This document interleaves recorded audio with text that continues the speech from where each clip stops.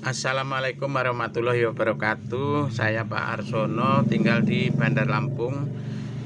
Dalam kesempatan ini saya mau menjelaskan yaitu tentang apa sih cryptocurrency, kemudian Binance, kemudian toko kripto. Karena banyak sekali orang-orang yang sudah melihat konten saya, mereka bertanya, apa sih toko cryptocurrency dan seperti itu. Nah, ini saya sedikit menjelaskan tentang toko kripto. Sebenarnya toko kripto itu sama aja, Pak. Toko kripto itu dengan pedagang konvensional ini sama. Jadi kalau yang toko sembako itu ya jual beras, jual telur, jual minyak, jual gula dan lain sebagainya. Nah, kalau toko kripto kemudian Indodax, kemudian Binance, itu yang dijual itu namanya koin. Nah, koin itu mata uang virtual yang digunakan sebagai alat bayar yang sudah sah. Jadi kalau di Indonesia Indodax atau toko kripto ini sudah dapat izin dari Bapepti dan sudah dapat pengawasan dari OJK itu. Nah, kemudian nanti di Indonesia ini akan keluar namanya mata uang koin itu namanya TKO. Nah, jumlah mata uang yang ada di Indonesia cryptocurrency atau TKO itu tadi jumlahnya itu kan dibatasi, misalnya 1 juta koin gitu. Nah, ketika masyarakat ini tahu kok bahwa nantinya itu mata uang virtual yang digunakan, uang kertas itu tidak berlaku lagi, maka orang-orang ini akan membeli koin semua. Nabung juga sudah tidak musim lagi, nanti nabung di bank itu enggak musim. Nah, ini masalah musim-musim itu sebenarnya dulu, contoh ya, dulu kalau kita mau memberi berita ke orang, dulu musimnya beli perangko. Kemudian ada lagi kirim uang pakai wesel, itu zaman dulu. Terus ada lagi orang yang mengirim surat cinta dulu pakai kertas wangi. Sekarang zamannya sudah berubah, yang seperti itu sudah ditinggalkan. Dulu kita punya radio, musimnya radio dulu itu. Nah, orang punya radio aja sudah seneng banget gitu. Sekarang mana radio? TV aja sekarang udah jarang dilihat karena sekarang orang sudah ngelihat di YouTube, di Google dan lain sebagainya. Nah, itu tentang cryptocurrency atau tentang perubahan zaman adanya ya seperti itulah. Kita kalau tidak mengikuti itu kita akan ketinggalan kereta namanya. Ya, untuk saat ini bagi yang tidak percaya ya boleh, wong itu ya haknya masing-masing kan gitu. Nah, sebenarnya keuntungannya buat saya sendiri apa sih kok saya selalu menggemborkan tentang akan munculnya TKO atau sudah berdirinya toko kripto di Indonesia. Ya, tujuan saya supaya masyarakat Indonesia ini tidak tertipu dengan BO-BO bodong. BO itu yang ilegal, yang dibikin oleh para bandar-bandar, mafia-mafia BO itu, biar mereka atau masyarakat itu tidak kena tipu yang itu. Lah, keuntungan saya apa? Keuntungan saya sebenarnya secara langsung ya tidak ada gitu. Saya hanya berbagi cerita. Kalau dulu aku juga pernah ketipu yang BO-BO bodong mengatasnamakan, dulu ada namanya Wocoin, ada FX Coin. Nah, semuanya yang koin-koin cryptocurrency itu rata-rata di belakangnya itu misalkan pada saat mereka merayu, pada saat mereka mengenalkan koin-koin yang dia buat itu nyebut-nyebut nama Bitcoin, Ethereum dan lain sebagainya, BNB, itu nama-nama koin itu mereka sebut. Nah, kenyataannya itu hanya dompleng nama aja supaya mereka dapat nasabah yang baru, kan seperti itu. Nah, itu hati-hati tentang cryptocurrency banyak, karena banyak juga yang bodong-bodong itu banyak.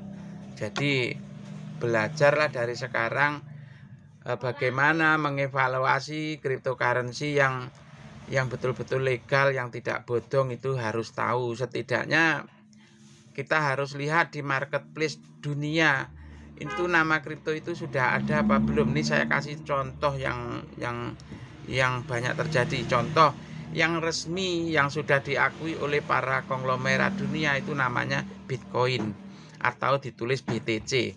Kalau ada yang memberi atau menawarkan kepada Bapak Ibu, nah misalnya namanya FX BTC. Nah, yang FX ini yang perlu ditanyakan, karena FX BTC dengan BTC itu beda. Nah, salah satu contoh lagi, tahun 2017 itu aku dikenalkan yang namanya Bitcoin. Nah, itu yang ada di otak saya, apa iya, apa enggak, jangan-jangan ini mau menipu saya gitu kan gitu. Nah, aku takut untuk membeli itu. Nah, pernah sih aku beli Bitcoin di harga 12 juta. Kemudian naik harganya menjadi 35 juta. Menurut saya itu untungnya sudah banyak, jadi tak jual. Begitu saya jual naik sampai 250 juta, ya aku nggak kebeli. Maka salah satu caranya supaya bisa mengulang sejarah Bitcoin di kehidupan saya, ya otomatis saya harus membeli kripto-kripto yang harganya masih murah. Kalau kita mau beli Bitcoin di sekarang tahun 2021, ini kan kemarin harganya sempat sampai 800 juta per satu koin. Jadi kita sudah nggak kebeli. Nah, dengan munculnya TKO nanti dari koin Indonesia ini, mungkin harganya nanti ada sekitar 3 ribuan lah ya. Nah, itu kita beli. Kalau ragu ya beli satu aja. Kalau nggak ragu ya beli yang banyak. Kalau aku seandainya punya uang 100 juta mau tak beliin semua gitu. Karena nanti kenaikannya itu bisa mencapai sampai 1000%. Kenapa kok bisa begitu? Karena para konglomerat yang masuk 10 besar dunia kalau sampai melirik namanya koin Indonesia itu TKO, itu harganya bisa naik sampai 1000% seperti Tesla. Itu ya. Itu orang-orang kalau sekali beli koin itu bisa 3 triliun, 4 triliun. Nah, untuk bisnis toko kripto sendiri ini modalnya sebenarnya relatif, atau bisa dimulai dari 50.000 sampai triliunan. Nah, ini diukur dengan kemampuannya masing-masing untuk membeli koin cryptocurrency tadi. Kalau masih ragu, nanti ketika koin kripto itu muncul yang namanya TKO dari Indonesia itu muncul, harganya mungkin 3.000, ya beli aja satu koin gitu loh. Karena kan masih ragu, tapi jangan menyesal kalau itu nanti ya naik menjadi misalkan satu koin akhirnya menjadi 25 juta atau 15 juta, itu jangan menyesal gitu. Nah, itulah perlunya belajar tentang kripto dari sekarang. Nah, untuk program pembelajarannya tadi di YouTube itu sudah banyak orang-orang yang memberi konten-konten tentang YouTube, bagaimana menganalisa sebuah koin cryptocurrency yang nantinya bisa mendapatkan keuntungan antara 1% sampai 1000%. Kira-kira koin apa yang harus dibeli? Lah, di situ perlu ilmu. Karena jumlah koin yang ada di dunia ini ribuan gitu. Kalau kita salah pilih, ya sudah terlanjur kita pilih, kita beli, tapi nggak naik-naik gitu lah. Itu yang kita akhirnya duit kita macet di situ. Nah, jadi ke depan itu nanti kalau masyarakat sudah paham tentang cryptocurrency ini, mungkin sudah nggak musim lagi nabung di bank. Kenapa? Nabung di bank itu yang jelas tiap tahun itu, tiap bulan itu uang kita berkurang. Kalau nabung di cryptocurrency dengan memilih momen yang pas, jenis kripto yang pas, yang dipilih yang mana, nah itu uang kita nambah. Kita boleh juga tidak harus TKO itu tadi. Kalau kita ada duit sekarang beli aja, itu Bitcoin itu harganya 800 juta, sekarang beli aja, karena nanti diproyeksikan satu Bitcoin itu nilainya satu Lamborghini, ya seperti itu. Bapak-bapak, ibu-ibu tidak percaya ya enggak apa-apa gitu loh, itu hak sampean semuanya, hak bapak ibu semua gitu. Kalau saya seandainya punya uang 800 juta atau 1 miliar, ya tak beliin aja Bitcoin, habis itu didiemin aja. Karena nanti ketika itu berubah menjadi harganya menjadi satu Bitcoin satu Lamborghini, ya sudah itu. Begitu juga dengan koin-koin yang lain. Maka di sini diperlukanlah yang namanya edukasi untuk menentukan kira-kira prediksinya ini koin apa yang akan naik, itu koin apa. Nah, ini perlu yang namanya program pembelajaran. Kalau salah pilih ya duitnya tadi nggak berkembang gitu. Nah, itu tentang apa itu BNB atau toko kripto. Kemudian coba kita bayangkan kalau nanti uang kertas itu tidak dipakai. Mungkin hari ini yang mendengarkan konten saya ini akan bilang, alah apa ini kan gitu kira-kira ya. Orang tidak percaya itu nggak apa-apa gitu loh. Anda percaya sekarang, untung saya juga nggak seberapa. Anda nggak percaya juga nggak apa-apa. Tapi suatu saat ketika uang kertas ini nggak laku, ketika yang laku adalah uang mata, uang virtual atau cryptocurrency, Anda akan belajar secara otomatis karena mau nggak mau. Misalnya nanti untuk beli mobil, sekarang mobil listrik buatan Tesla itu 1 koin 1 mobil ya, harganya seperti itu. Nanti untuk bayar kuliah pakai kripto. Di Bali sudah dipakai ya kripto. Untuk makan di restoran, untuk belanja-belanja udah bisa di Bali. Kenapa di sana sudah bisa? Ya karena di sana itu banyak turis-turis dari luar negeri yang ada di sana itu. Jadi mereka datang ke Indonesia bukan membawa uang tunai, tapi dompet kita itu sudah disimpan di dalam HP. Lah kalau HP-nya hilang gimana? Kan gitu pertanyaan ini banyak banget. Kalau HP-nya hilang ya sama aja kayak nomor HP kita ini, kalau hilang kan tinggal beli HP, kemudian diurus nomor HP-nya, minta nggak diganti, datanglah misalnya ke Telkomsel atau kemana, nanti ketemu duit kita adanya di HP itu gitu, seperti itu. Jadi yo nggak usah takut kalau duitnya hilang, kalau HP-nya hilang duitnya hilang, enggak. Yang penting diingat ya akunnya berapa. Kalau ATM itu pinnya berapa itu harus diingat.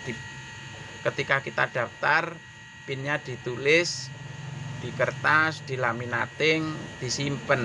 Nah, jangan boleh orang tahu. Kalau orang sampai tahu pin, ya sama aja kalau pin apa itu untuk ngambil uang itu ketahuan orang kan, duit kita bisa dibobol gitu loh. Kemudian masalah pengamanan di toko kripto atau di Indodax itu sudah berlapis-lapis, jadi nggak usah takut itu kena hacker atau bagaimana, nggak usah khawatir itu. Sekali lagi untuk semuanya silakan buka YouTube ya, ketik Harsono Tajir. Di sana nanti banyak penjelasan saya tentang kripto, dan saya sesuai dengan pertanyaan teman-teman saudara-saudara saya se-Indonesia yang sudah mendengarkan konten saya, silahkan bertanya lewat WA. Nah nanti akan saya buatkan kontennya, supaya karena pertanyaan-pertanyaan itu sebenarnya mirip-mirip, maka saya buatkan konten. Jadi silahkan dilihat di sana dan jangan lupa di subscribe. Nah itu untuk mendapatkan informasi-informasi yang lain supaya Bapak Ibu semua tidak ketinggalan. Kemudian yang perlu Anda ingat, jadi bisnis sekarang ini yang konvensional ini kalau modalnya tidak miliaran, seperti contoh toko grosir sembako misalnya ya. Ini maaf, rumah saya ini lah pinggir jalan, jadi ada suara motor, suara apa, karena ini saya sambil nunggu toko.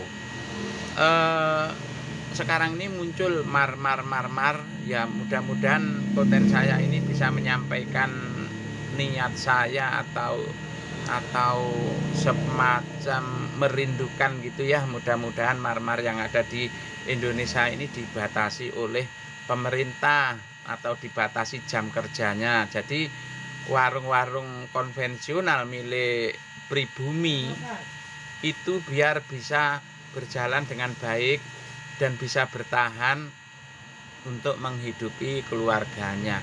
Nah sekarang dengan munculnya marmar itu tadi, banyak sekali pedagang-pedagang konvensional yang tutup, merugi dan bangkrut, apalagi yang mereka memakai uang bank.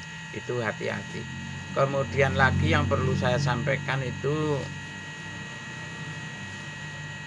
saran aja ya buat masyarakat se-Indonesia, kalau usahakanlah belanja itu ke toko tradisional, biar bangsa kita ini bisa bertahan, untuk hidup aja sudah bersyukur gitu ya. Jangan ya taruhlah sekali-sekali belanja ke toko yang besar-besar, tapi jangan melupakan saudara-saudara kita se-Indonesia, se-NKRI ini yang membuka toko konvensional itu didatengin lagi gitu. Seperti itu penting karena menyangkut masa depan bangsa. Karena kalau semuanya nanti ke Marmar itu dan setiap RT ada Marmar itu, ya bisa aja ini menjadi namanya penjajahan yang orang asli nggak bisa berkutik lagi. Contoh tahun 90-an orang dagang di pinggir jalan, dagang rokok di pinggir jalan itu banyak gitu ya. Sekarang nggak laku dan mereka akan mencari uang kemana gitu ya. Nah itu salah satu contoh. Nah itu aja yang akan saya sampaikan hari ini. Mungkin di lain kesempatan saya akan membuatkan konten-konten yang lain. Oh ya, pesan saya buat semuanya yang jangan lupa untuk urusan cryptocurrency hati-hati, jangan sampai Bapak Ibu semua membeli yang namanya cryptocurrency bodong yang belum mendapatkan izin dari Bapepti atau dari pengawasan dari OJK. Oh ya, satu lagi ya saya katakan bahwa cryptocurrency ini halal. Kemarin saya menemui Pak Refli. Pak Refli itu petugas di MUI yang menentukan halal atau tidak, itu yang menganalisa itu kalau di Indonesia itu MUI. Jadi beliau mengatakan bahwa cryptocurrency itu halal. Ini aja, terima kasih. Lain kali saya buatkan konten sesuai dengan pertanyaan-pertanyaan yang Bapak Ibu buat. Silakan di WA kalau ada pertanyaan, silahkan. Bagi yang mau belajar online silahkan lewat YouTube. Bagi yang mau belajar offline silahkan datang ke Jalan Haji Komarudin nomor 9 Raja Basaraya, Bandar Lampung. Nanti bisa belajar offline itu setiap hari Minggu. Nanti kita bantu supaya Bapak Ibu paham tentang cryptocurrency. Yang sudah bisa belajar lewat YouTube ya silahkan, nggak usah datang ke tempat saya. Mudah-mudahan Bapak Ibu semua sukses di dalam bisnis yang namanya cryptocurrency tanpa meninggalkan pekerjaan yang sudah ada. Sekian, terima kasih.